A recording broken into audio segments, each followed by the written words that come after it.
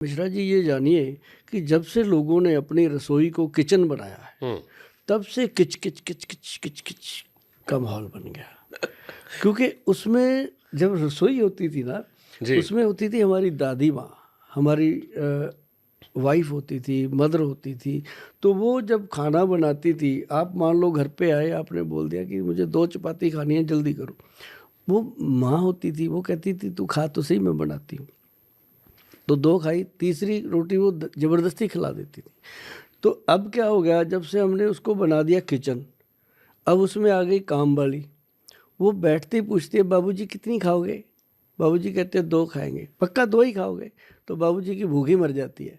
तो वो जब से किचन बनाया, उसको अपने परिवार को बाहर निकाला और खड़े होके खाना बनाना शुरू किया, खड़े होके खाना शुरू किया। वो जो डाइनिंग के ऊपर बैठ के लोग खाना खाते हैं, आयुर्वेद उसको भी समझता है कि ये खड़े होके ही खा रहे हैं, बैठे नहीं हैं, टांगें लटक रही हैं नीचे। तो वो उसके कारण आजकल देखो कितने घुटने टूटे पड़े हैं। हर एक को कहा जाता है तेरा ग्रीस खत्म हो गया तो ऑपरेशन करवा ले। और कितने लोगों को डायबिटीज़ है, कितने लोगों को आप देखते जाइए कि लीवर की, फैटी लीवर की समस्या खड़ी हो गई है कि रसोई को हमने पूरी तरह से बदल दिया। अब मैं आता हूँ, क्योंकि आपने रसोई का जिक्र किया। अक्सर ये माना जाता है घर के नुस्खे जो होते हैं वो आयुर्वेदिक होते हैं। पहले मेरे को बताओ कि जो आदमी है जो एलोपैथी की तरफ है, वो अंग्रेजी दवाई क्यों ना खाए और आपके आयुर्वेदिक की तरफ क्यों जाए? हाँ, देखिए, जो आयुर्वेद है एलोपैथिक है और एक जस्ट होम्योपैथिक है। जो होम्योपैथिक है वो अपनी जगह काम करता है, सबकी ज़रूरत है हमें, ये नहीं है कि उसकी ज़रूरत नहीं। अब एलोपैथिक जो है वो इमरजेंसी मेडिसिन में काम करता है। जैसे आयुर्वेद भी बहुत सारी डिजीज़ में इमरजेंसी काम करता है, लेकिन जो एलोपैथिक है वो हमेशा इमरजेंसी, उसका काम है कि बीमारी को दबा देना। और पेशेंट को डायबिटीज़ है, मान लो, उसने टैबलेट दे दी, बीमारी उसको देख के लगता है यार मेरी तो शुगर आ गई नॉर्मल, लेकिन बॉडी के अंदर वो उतना ही सर्वाइव कर रही है। जो आयुर्वेद है ये है रोग को समूल ख़त्म करने के लिए, कंट्रोल करने के लिए। और इसका एक डिफरेंस ये है कि जो एलोपैथिक है वो है अपने रोग को दबाने के लिए, जो आयुर्वेद है वो आपको लंबा जीवन तंदुरुस्त जीने के लिए दिया जाता है। जो लोग बीमार नहीं हैं उनके लिए भी है ये। मतलब यही नहीं है कि बीमारी हो गई तब, ऐसा भी है कि ऐसी दवाइयाँ, औषधियाँ हैं कि बीमार हो ही ना आप। बट आयुर्वेद को लेके कई लोगों का ये मानना है कि बड़ा आउटडेटेड सा सिस्टम है, बड़ा धीरे धीरे काम होता है। होम्योपैथिक गोली चलो मीठी होती है, लोग स्वाद में खा लेते हैं। एलोपैथी वाली झटपट ठीक कर देती है। आयुर्वेद बड़ा टाइम टेकिंग प्रोसेस है, इसलिए लोग दूर भाग रहे हैं। ऐसा नहीं है, मैं आपको बताता हूँ, आयुर्वेद में बहुत अच्छी अच्छी औषधियाँ होती हैं।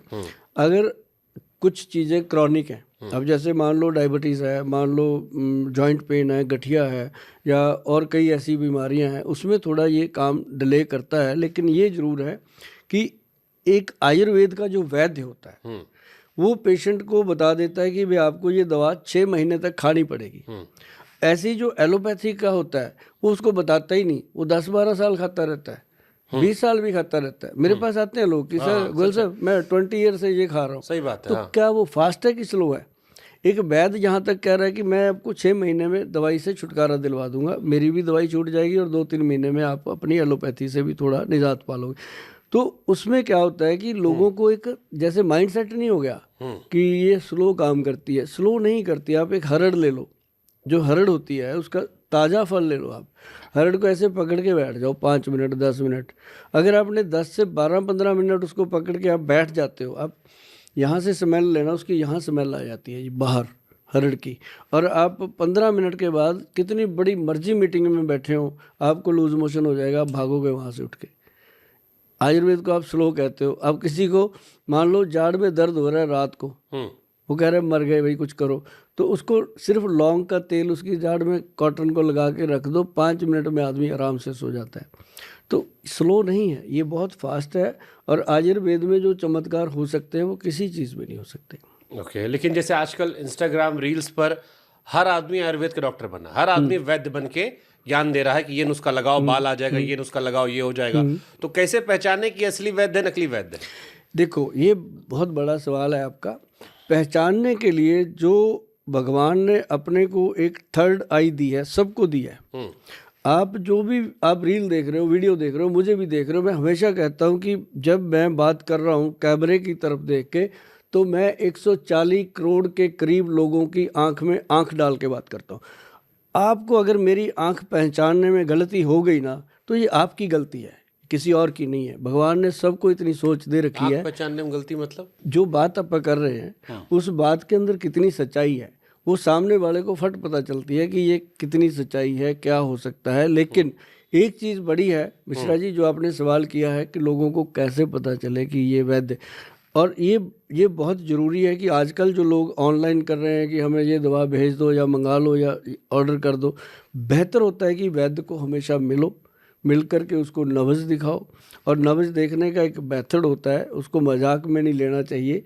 वो हमेशा मॉर्निंग टाइम खाली पेट होती है नब्ज की असली जो एनालाइज होता है, और ग्रंथ जो कहते हैं वैद्य भी उस समय खाली पेट होना चाहिए और पेशेंट भी खाली पेट होना चाहिए। फिर वो चीज़ें बता जाता है जो चीज़ें शायद उसको याद भी नहीं होती। अब जैसे नाड़ी पकड़ के जो बीमारी बताते थे, रोगी का रोग, कौन कौन से रोग तुमको, ऐसे वाले वैद्य बहुत कम हो गए। बहुत कम है। और ये कम क्यों हो गए? ये क्योंकि इस पे तो सब पता लग जाता था कि ये बीमारी है, फलाना फलाना। वो जो हमारा यूथ है ना जी, अब उसका इंटरेस्ट उन वैद्यों की तरफ कम हो गया, क्योंकि वैद्य जो थे वो धोती पहन के नीचे ज़मीन पे बैठते थे सब। अब मॉडर्न थोड़ा हो गया, तो अब वैद्य भी कोट पैंट में आ गए हैं, टाई लगा दी उन्होंने भी कि भाई कुछ तो करना पड़ेगा अगर चेंज करना है तो। दवाइयों की शीशियों को भी उन्होंने प्रॉपर लुक दे दिया। पहले तो दवाई भी ऐसे होती थी, गोलियां बनाई, पुड़िया बनाई, ऐसे हाँ, वो कुछ पुराने ब्रांड्स को हमने देखा भी आजकल बड़ा रिक्रिएट किया गया है, रिक्रिएट और ऐड भी विराट कोहली से करवाया। हाँ, तो जैसा देश वैसा भेष करना भी पड़ा। तो मैं कहता हूँ बहुत अच्छी बात है जो कर रहे हैं, बहुत अच्छी बात है। लेकिन ये चीज़ें लोग अगर घर पे बनाएं, जैसे मेरा काम है, मैं लोगों को इतना अवेयर करता हूँ कि जो भी चीज़ आप घर पे बना सकते हो वो बनाइए। और सेहत को संभालने के लिए सर बहुत सारी चीज़ें हैं, अगर अपने घर में बना ली जाएं, उनको टाइम टू टाइम यूज़ किया जाए तो कमाल के। आऊँगा। तो क्या आयुर्वेद जो है वो केवल शाकाहारी आहार से ही जुड़ा हुआ है? ऐसा नहीं है, दोनों लोगों से जुड़ा हुआ है। जो मांसाहारी आहार है इसमें वो भी आता है, लोगों को बताया जाता है कि आप इतने कैलोरी ये ले सकते हो, इतने कैलोरी ये ले सकते हो, मटन ले सकते हो या चिकन ले सकते हो या फिश ले सकते हो, वो सारा बताया जाता है पेशेंट टू पेशेंट। लेकिन आयुर्वेद ये ज़रूर कहता है कि कोशिश कीजिए कि मांस को ना इस्तेमाल कीजिए, क्योंकि जीव जो होता है, अब जीव को भी बहुत सारी बीमारियां हो सकती हैं।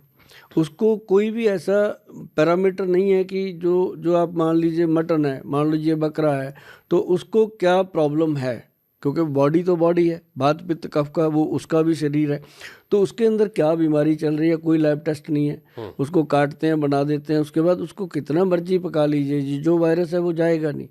ऐसे ही जो चिकन है, मुर्गे हैं, उनको भी आप जब काट लेते हो तो उसके अंदर क्या रोग चल रहा था वो इंसान के अंदर जा रहे हैं, और उसकी भरपाई हम सब कर रहे हैं। आप डेली देखिए, किसी भी बड़े हॉस्पिटल में चले जाइए, किसी का पेट ऐसे निकला पड़ा है, किसी का कुछ हो रखा है, तो वो सारी चीज़ें लीवर को बर्दाश्त करनी पड़ती हैं। ज़्यादातर अगर शाकाहारी रह कर के लोग जिएँ और फल सब्जियां, दालें और सैलड वगैरह ये अच्छे तरीके से लिया जाए तो बहुत अच्छी गट हेल्थ रहती है। ठीक है, मैं एक दो क्वेश्चन आयुर्वेद पे जाऊंगा, फिर मैं स्पेसिफिक आऊंगा जी। आयुर्वेद में बीमारियां कैसे डिफाइन की जाती हैं? आयुर्वेद में बहुत ज़्यादा आजकल तो सिम्टोमेटिक भी काफ़ी चीज़ें ली जाती हैं, पेशेंट से डिस्कस करके उसके सिम्टम के आधार पर ट्रीटमेंट होते हैं। लेकिन ज़्यादातर जो हमारे वैद्य हैं वो हमारे पास, मैं आपको बताऊं कि पूरे देश में 5-6 वैद्य हैं जो नाड़ी वैद्य हैं। उसमें एक वैद्य हैं जो डॉक्टर अनिल कुमार जी हमारे साथ काम करते हैं, और 1994 से वो मेरे साथ हैं, और वो पल्स देख करके पेशेंट को सारी चीज़ बताते हैं और बहुत अच्छा उनका है। और लेकिन वो संत टाइप हैं, उनका ये है कि वो गुरुद्वारा साहब में ही बैठते हैं, वहीं देखते हैं मरीजों को, कोई पैसा नहीं, कोई फीस नहीं लेते। तो वो लेकिन उसका डायग्नोज ऐसा करते हैं कि वो फिर कहीं भी लैब में चला जाए उससे बेहतर डायग्नोज उसको नहीं मिल सकता, वो इतना बता देते हैं। तो नाड़ी वैद्य भी देखते हैं। बाकी जो आजकल जो जनरेशन है, जैसे कई लोग कहते हैं जी हम सोने की भस्म डाल देंगे, हम ये डाल देंगे, वो एक मतलब उसमें क्या होता है कि वो नॉन साइंटिफिक ट्रीटमेंट होते हैं। उसमें जा कर के कई लोगों को अच्छा लगता है, कईयों को नुकसान भी होते हैं। ठीक है, आयुर्वेद के बारे में सबसे बड़ा मिथ क्या है? आयुर्वेद के बारे में सबसे बड़ा मिथ है कि ये दवाई जो है रोग को जड़ से ख़त्म कर सकती है, और सिर्फ आयुर्वेद ही है जो आपको बीमारियों के साइड इफ़ेक्ट से बचा करके बिना साइड इफ़ेक्ट के बीमारियों को ख़त्म कर सकता है। ये मिथ है? ये मिथ है। मतलब साइड इफेक्ट होते हैं आयुर्वेद में भी? आयुर्वेद में बिल्कुल साइड इफेक्ट नहीं होते। तो मिथ क्या है फिर? मिथ यही है कि ये बिना साइड इफेक्ट के अच्छा। कोई भी साइड, जैसे एलोपैथी के साइड इफेक्ट है हाँ। और औषधियाँ जो लेते हैं लोग, कई नेचुरोपैथी में भी साइड इफेक्ट हो जाते हैं, किसी का नीमा हो गया, कुछ गलत हो गया। ये ताकत है इसकी? ये आयुर्वेद जो है ये इसको कहते हैं आयु का वेद। ये आयु को स्वस्थ रखने के, जैसे 100 साल तक अगर कोई जीना चाहता है तो उसको आयुर्वेद ही ऐसा सिस्टम है कि जो उसको तंदुरुस्त जीवन दे सकता है, मतलब स्वस्थ जीवन दे सकता है। और इसका कोई साइड इफेक्ट, हरड़ बेहड़ा आंवला क्या साइड इफेक्ट करेगा? काली हल्दी, पीली हल्दी, अम्बा हल्दी, दारू हल्दी, ये क्या साइड इफेक्ट करेंगी? ये जो चीज़ें हैं जैसे काला गोंद है, जटामांसी है, ब्रह्मी बूटी है, शंख पुष्पी है, क्या साइड इफेक्ट करेंगी? साइड इफेक्ट वहाँ होता है जब वैद्य से कोई गलती हो जाए, कोई भस्म बनाते हुए भस्म कच्ची रह जाए और वो मरीज को दे दे, तो उससे कोई ना कोई साइड इफेक्ट जरूर होता है। और इसके लिए हम जो काम कर रहे हैं इसमें बिल्कुल हम कोई भस्म मेटल यूज़ ही नहीं करते, टोटल हर्ब्स को यूज़ किया जाता है और सिद्ध योग में बनाया जाता तो आयुर्वेद कहाँ पिछड़ गया एलोपैथ से? है। हाँ, प्रचार प्रसार में पिछड़ गया, टेक्नोलॉजी अपडेट नहीं हुई, या पुराने जो ग्रंथों में लिखा था वही रहा? क्योंकि कई लोगों ने हमसे भी कहा कि आयुर्वेद प्रणाली जो है वो रिसर्च बेस्ड है, पहले हुई थी, अब इस जमाने में आयुर्वेद पर रिसर्च होती ही नहीं है, या बहुत कम होती है, इसलिए वो अपडेट नहीं हो पा रही है। सच है? ये बिल्कुल सच है। अब उसकी हर चीज़ की सर्च हो रही है। एक तो होती है रिसर्च की, त्रिफला बनाया, महर्षि जी ने लिखा, हमने उसको दोबारा से रिसर्च किया कि ये करता भी है कि नहीं। एक तो ये हो गई। एक होती है सर्च की, ये जड़ी बूटी है, ये क्या करेगी, उसके ऊपर सर्च चल रही हैं। अब ये चीज़ें जो हो रही हैं, इनसे लोगों को आने वाले समय में बहुत जल्द, आप एक चीज़ देखिएगा मिश्रा जी कि आयुर्वेद में आजकल इतने लोग इन्वॉल्व हो रहे हैं, बड़ी बड़ी जो कंपनियां हैं, सोसाइटीज़ हैं, और वो लोगों को अवेयर करने में भी, और आयुर्वेद के बड़े बड़े हॉस्पिटल खुल रहे हैं, पंचकर्मा खुल रहे हैं। तो इसका यही रीज़न है कि लोगों का जो रुझान है। अब देखो मेरा जो काम था जी, मैंने अपने पंजाब के यूथ को, हरियाणा के यूथ को, नॉर्थ इंडिया का जो यूथ है, मैंने उसको जोड़ने की कोशिश करी। और मैं इसमें 35% से ज़्यादा सक्सेस हुआ कि नौजवान बच्चे जो हैं वो आज जानते हैं पंजाब के कि अश्वगंधा क्या है, गोक्षुरा क्या है, शिलाजीत क्या है, हमें क्यों खानी चाहिए, क्यों नहीं खा, उनको ये चीज़ें पता चल चुकी हैं। बच्चे नाम लेते हैं इन चीज़ों का आकर के, और मैं तो कई बार हैरान होता हूँ कि बच्चों को बड़े बड़े नाम, चंद्र प्रभा भट्टी, अरुगया वर्धनी भट्टी, नाम याद हो गए उनको कि ये चीज़ें काम करती हैं।